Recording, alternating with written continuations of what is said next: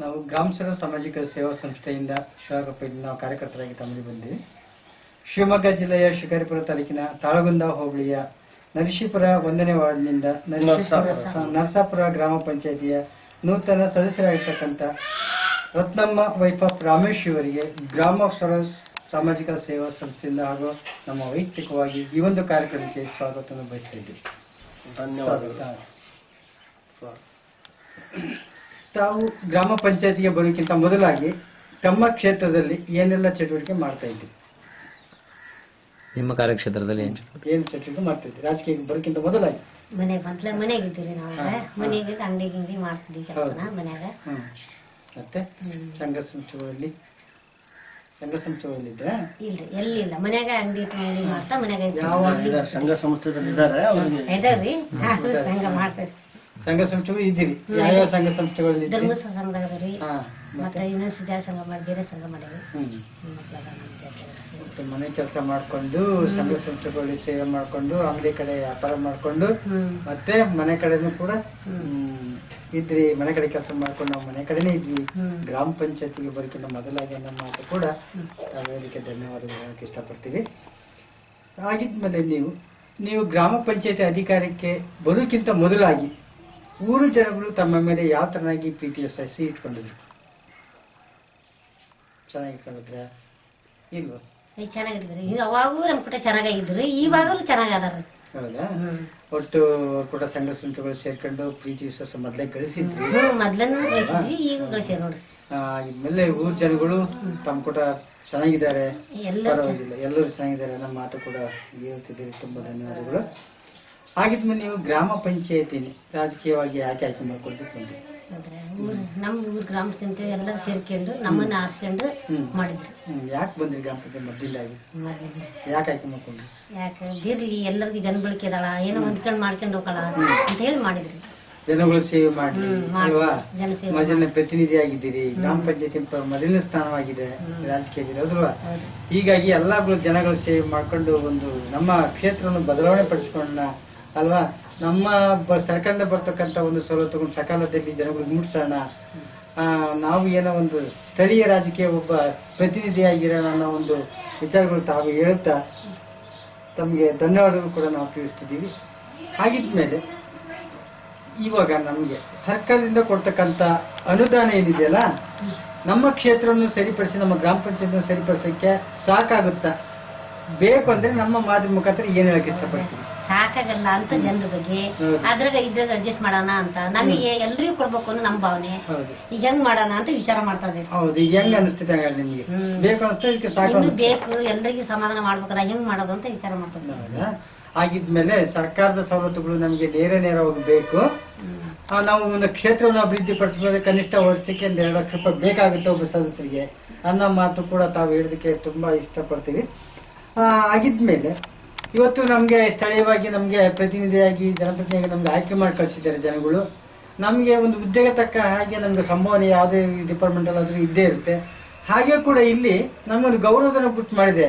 ಆ ಗೌರವಧನ ತೃಪ್ತಿ ಅನಿಸಿದೆ ಅಥವಾ ಯಾಕೆ ಅನಿಸಿದೆ? ಅದ್ರ ಬಗ್ಗೆ ನಮ್ಗೆ ಬೇಕು ಅಥವಾ ಸಾಕು ಅನಿಸಿದೆ ನಿಮ್ಗೆ? ಹೆಂಗ್ ಅನ್ಸತಿ? ಬೇಕು ಅನ್ಸತಿ, ಇನ್ನು ಜನ ಸಮಾಧಾನ ಮಾಡಕ್ ಬೇಕು ಅನ್ಸತಿ. ಹೌದು, ಹೇಳ್ರಿ. ಜನ ಸಮಾಧಾನ ಮಾಡ್ಬೇಕಲ್ಲ, ಒಬ್ರು ಮಾಡಿದ್ರೆ ಒಬ್ರು ಬೇಜಾರ ತಿಳ್ಕೊಂತಾರಲ್ಲ. ನಾವು ಜನರ ಕುಟ್ಟಿ ಬೆರಿಬೇಕಾದ್ರೆ ಎಲ್ಲ ಕುಟ್ಟಿ ಚೆನ್ನಾಗಿರ್ಬೇಕು, ಎಲ್ಲರಿಗೂ ಕೊಡ್ಬೇಕು ಅನ್ನೋ ಆಸೆ.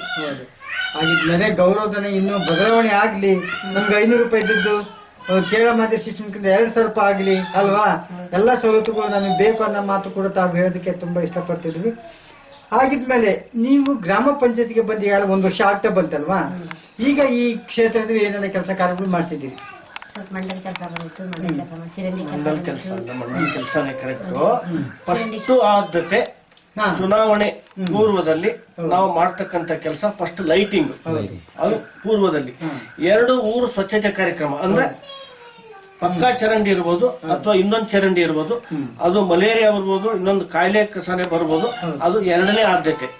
ಫಸ್ಟ್ ಲೈಟಿಂಗ್, ಸೆಕೆಂಡ್ ರೋಡ್ ಚರಂಡಿ ಕ್ಲೀನ್ ಮಾಡೋದು, ನಂತರ ಮತ್ತು ರೋಡ್ ಜನಗಳಿಗೆ ತೊಂದರೆ ಆಗುತ್ತೆ ರೋಡ್, ಆಮೇಲೆ ಪಕ್ಕಾ ರೋಡ್ ಆಗ್ಬೇಕು, ಇತ್ಯಾದಿ ಕೆಲಸನೂ ಆಗ್ಬೇಕು. ಆಮೇಲೆ ಜನಸೇವೆ ಅಂತಂದ್ರೆ ಕೆಲವೊಬ್ರಿಗೆ ಮನಿ ಇರಲ್ಲ, ಕೆಲವೊಬ್ರಿಗೆ ವಸತಿಗಳು ಅದೇ ಬರುತ್ತೆ, ಮತ್ತೆ ಕೆಲವೊಂದು ಹಲವಾರು ಕಾರಣದಿಂದ ಸಮಸ್ಯೆಗಳು ಇರ್ತವೆ. ಆಮೇಲೆ ಮೂರನೇ ಆದ್ಯತೆ ನೀರಿಂದು. ಸ್ಪಷ್ಟವಾಗಿ ಈ ಬೇಸಿಗೆ ಬರಗಾಲದಲ್ಲಿ ನೀರಿಲ್ಲ, ಮುಖ್ಯ ನೀರು. ಆ ನೀರಿನ ಬವಣೆ ಅಂತೂ ತೀರ್ಸಕ್ಕಾಗಲ್ಲ. ಪ್ರತಿಯೊಂದು ವಾರ್ಡಿಗೂ ಒಂದೊಂದು ಬೋರ್ ಹಾಕ್ಸಿ ಮತ್ತೆ ನೀರಿನ ಡೆವಲಪ್ ಮಾಡಬೇಕು ಅನ್ನೋ ಆಸೆನೂ ತುಂಬಾ ನಮಗಿದೆ. ಹಾಗಿದ್ಮೇಲೆ ಇನ್ನು ಬಾಕಿ ಇರ್ತಕ್ಕಂತ ಕೆಲಸ ಕಾರ್ಯಗಳು ಯಾವಿದಾವೆ? ಬಾಕಿ ಇರ್ತಕ್ಕಂತ ಕೆಲಸಗಳು ಇನ್ನು ತುಂಬಾ ಇದಾವೆ. ಅವೆಲ್ಲ ಲೆಕ್ಕಾಚಾರ ತಗೊಂಡು ಹೊಂಟ್ರೆ ತುಂಬಾ ಇದಾವೆ. SC ಕಾಲೋನಿ ಒಂದು ಮೇನ್ ರೋಡ್ ಚರಂಡಿ ಇರ್ಬೋದು, ಆಮೇಲೆ ನಮ್ದು ಜನರಲ್ ಆಗಿ ಇರ್ಬೋದು, ಅಥವಾ BCM ಲೈನ್ ಮುಸ್ಲಿಂ ಅಲ್ಪಸಂಖ್ಯಾತ ಏರಿಯಲ್ಲಿ ಇರ್ಬೋದು. ಪ್ರತಿ ಒಂದರಲ್ಲಿ ಹಳ್ಳಿ ಅಂತಂದ್ರೆ ಈ ಒಂದು 10% ಡೆವಲಪ್ಮೆಂಟ್ ಆಗಿರ್ಬೋದು. ಇನ್ನು 90% ಡೆವಲಪ್ ಮಾಡೋಂಥದ್ದು ಇದೆ. ಅನುದಾನ ಸಾಕಾಗ್ತಾ ಇಲ್ಲ. ತುಂಬಾ ಕೆಲಸ ಕಾರ್ಯಗಳು ಇರುವ 1 ವರ್ಷದಲ್ಲಿ ಕೂಡ ತುಂಬಾ ಕೆಲಸ ಕಾರ್ಯಗಳು ಮಾಡಿದ್ದೀರಿ. ಮತ್ತೆ ಇನ್ನೂ ಸಾಕಷ್ಟು ಕೆಲಸ ಕಾರ್ಯ ಮಾಡಬೇಕು. ಜನಗಳಿಗೆ ಸಕಾಲದಲ್ಲಿ ನಾವು 5 ವರ್ಷದವರಾಗಿ ಅವನ್ನ ಅವರಿಗೆ ಒದಗಿಸಿಕೊಡ್ಬೇಕು ಅನ್ನೋ ಒಂದು ಅಭಿಪ್ರಾಯದ ಮೇರೆಗೆ ತಾವು ತಮ್ಮ ಅನಿಸಿಕೆಗಳನ್ನು ಹೇಳಲಿಕ್ಕೆ ನಾವು ತುಂಬಾ ಧನ್ಯವಾದಗಳನ್ನು ಹೇಳ್ತಿದ್ವಿ. ಆಗಿದ್ಮೇಲೆ ಇವತ್ತು ನಾವು ಒಂದು ಕೇರಳ ಮಾದರಿಯ ಒಂದು ಸಿಸ್ಟಮೆಟಿಕ್ ನಾವು ಹೇಳಿದ್ವಿ. ಅಂತ ಒಂದು ಮಾದರಿ ನಮ್ಮ ಕರ್ನಾಟಕ ಮತ್ತು ನಮ್ಮ ಗ್ರಾಮ ಪಂಚಾಯತಿಗೆ ಬಂದಾಗ ಇದ್ರ ಬಗ್ಗೆ ತಾವು ಏನಕ್ಕೆ ಇಷ್ಟಪಡ್ತೀವಿ? ಸರ್, ಈಗ ಕೇರಳ ಮಾದರಿ ಇವಾಗ ಅಲ್ಲಿ ಬಂದಿದೆ, ಅದ್ರ ತಕ್ಕಂಗೆ ನೀವು ಮಾಹಿತಿ ಹೇಳಿದ್ರಿ.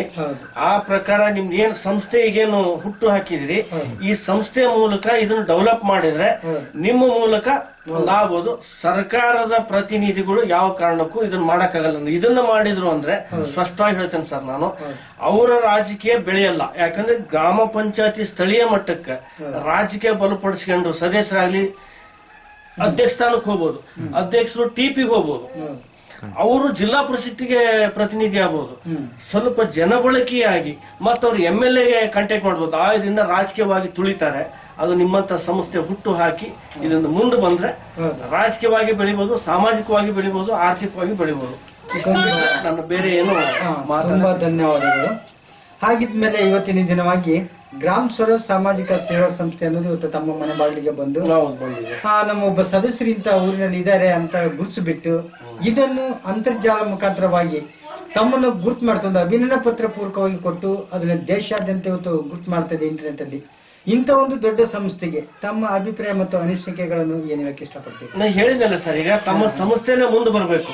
ನಿಮ್ಮ ಸಂಸ್ಥೆದಿಂದ ಈ ಸಣ್ಣ ಪುಟ್ಟ ರಾಜಕೀಯ ಮತ್ತು ಗ್ರಾಮ ಸ್ವರಾಜ್ ವಿಚಾರಗಳು ಏನದಾವು ಇಲ್ಲಿಂದನೇ ನಿಮ್ಮ ಒಂದು ಫೌಂಡೇಶನ್ ಆಗಿ ಬೆಳೆದ್ರೆ ಮತ್ತೆ ಈ ಗ್ರಾಮಗಳು ಉದ್ಧಾರ ಆಗ್ತಾವು ಮತ್ತು ಒಳ್ಳೆ ಫೌಂಡೇಶನ್ ಆಗಿ ಬೆಳೀತಾವ ಅಂತ ನಮ್ಮ ಆಸೆ. ಆಗಿದ್ಮೇಲೆ ನಾವು ತಾಲೂಕು ಮಟ್ಟದಲ್ಲಿ ಮತ್ತು ಜಿಲ್ಲಾ ಮಟ್ಟದಲ್ಲಿ ಮತ್ತು ನ್ಯಾಷನಲ್ ಮಟ್ಟದಲ್ಲಿ ಒಂದು ಕಾರ್ಯಕ್ರಮಗಳನ್ನು ಅಧ್ಯಕ್ಷರು ಮತ್ತು ಉಪಾಧ್ಯಕ್ಷರು ಸದಸ್ಯರಿಗಾಗಿ ನಾವು ಹಮ್ಮಿಕೊಂಡಿರ್ತಕ್ಕಂಥ ಕಾರ್ಯಕ್ರಮ ಇದನ್ನು ಒಂದು ಸಂಘಟನಾ ಕಾರ್ಯಕ್ರಮವಾಗಿ ನಾವು ಇದನ್ನ ಪೂರ್ಣಗೊಳಿಸಬೇಕು ಅಂತ ನಾವು ಅಂದ್ಕೊಂಡಿದ್ದೀವಿ. ಇಂಥ ಒಂದು ಸಂಘಟನಾ ಕಾರ್ಯಕ್ರಮಕ್ಕೆ ತಮ್ಮ ಒಂದು ಸಹಕಾರ ಯಾವ ತರ ಪಡ್ತೀವಿ? ನಿಮ್ಮ ಒಂದು ಸಹಕಾರಕ್ಕೆ ಕೊನೆಯವರೆಗೂ ನಾವು ಚಿರಋಣಿ ಆಗಿರ್ತೀವಿ. ಎಲ್ಲರೂ ನಮ್ಮಂತೆನೆ ಎಲ್ಲಾ ಸದಸ್ಯರು ಬರಬೇಕು, ಪಾಲ್ಗೊಳ್ಬೇಕು, ಕಷ್ಟ ಸುಖಗಳು ನೋಡ್ಬೇಕು. ಕೈಯಿಂದ ಆದಷ್ಟು ಸಾಧ್ಯತೆ ನಮ್ಮಲ್ಲಿಂದ ನಾವು ಹೊರದು ಹೋದ್ರೆ ನೀವೊಂದು ಬೆಳವಣಿಗೆ ಮಾಡಕ್ ಸಾಧ್ಯತೆ ಐತಿ. ಇಲ್ಲ ಅಂದ್ರೆ ನೀವು ಏನ್ ಮಾಡಕ್ಕಾಗಲ್ಲ, ನಾವು ಏನು ಮಾಡಕ್ಕಾಗಲ್ಲ. ಖಂಡಿತ. ತುಂಬಾ ಧನ್ಯವಾದಗಳು.